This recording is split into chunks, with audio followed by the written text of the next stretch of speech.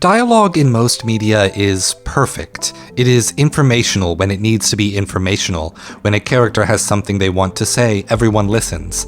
The setting and the cameras give undivided attention to the speakers and allow us to read the moment-to-moment dynamics of each character's emotions, expressions, and goals. Even when a character is interrupted, people noticeably take turns. They terminate a word and a sentence to give space to the person interjecting out of turn. Dialogue is written such that it has the structure of the full conversation in mind. If one character gives a tit, the other gives a tat, and the audience can follow along effortlessly. Dialogue in media takes the burden of active listening out of the conversation so that the audience can comprehend it passively. In most video games, this quality is enhanced rather than replaced by gameplay. The ludic aspect of the dialogue is found in what lines are spoken, rather than how it is spoken. The intention of the dialogue, whether it is informational or goal-oriented, whether it provides optional flair or progresses the plot, these things are often revealed by the interface of the game even before the words are chosen and spoken. When a dialogue is not gamified, it almost always serves as a medium by which the player is instructed to play the game.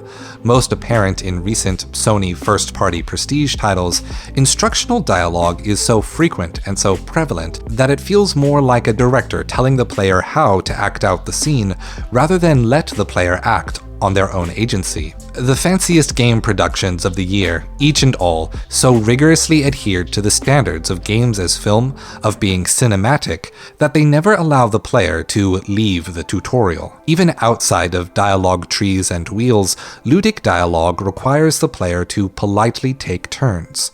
Do you know what game comes to mind as extremely natural dialogue?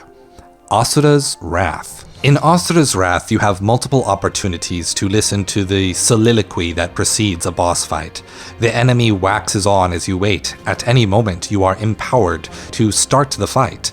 You can respond to the soliloquy with a violent interruption to the dialogue using the game's combat system and quick-time events. You are even incentivized to do so, as patiently waiting can result in the opposing character striking you first.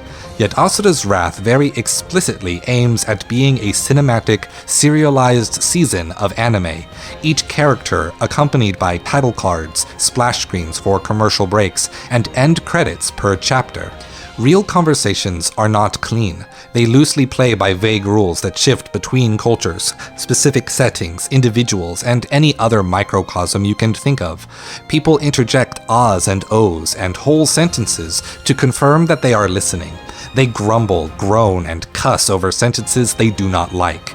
Conversations are riddled with false starts while people fish for their turn to speak a full sentence. Some people stutter or draw out long-held vowels and curse words just to buy time and keep center stage.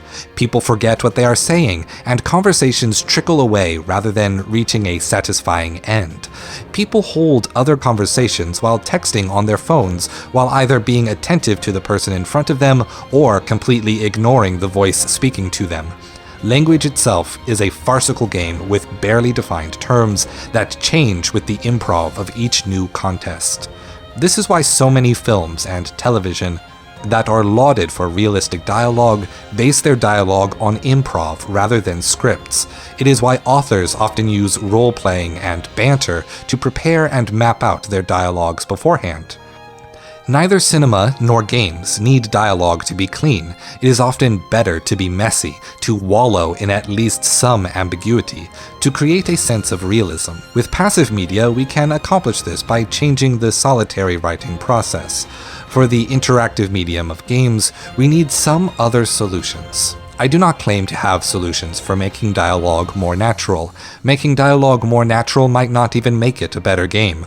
For example, in Fallout 4, the player character vocally interrupts NPCs when the player skips dialogue, but since it merely completes the current sentence in a row, it ends up working backwards to how interruption actually works. The more naturalistic attempt resulted in an even more artificial and discordant presentation. I can, however, posit some other ideas. First, time limits. Depending on what kind of dialogue systems you employ, do not completely stop time while making a dialogue decision. Give the player enough time to see their options, but allow staying silent or losing the opportunity to respond to feel just as satisfying. You do not always have to zoom into the dialogue zone camera. Second, intention versus execution.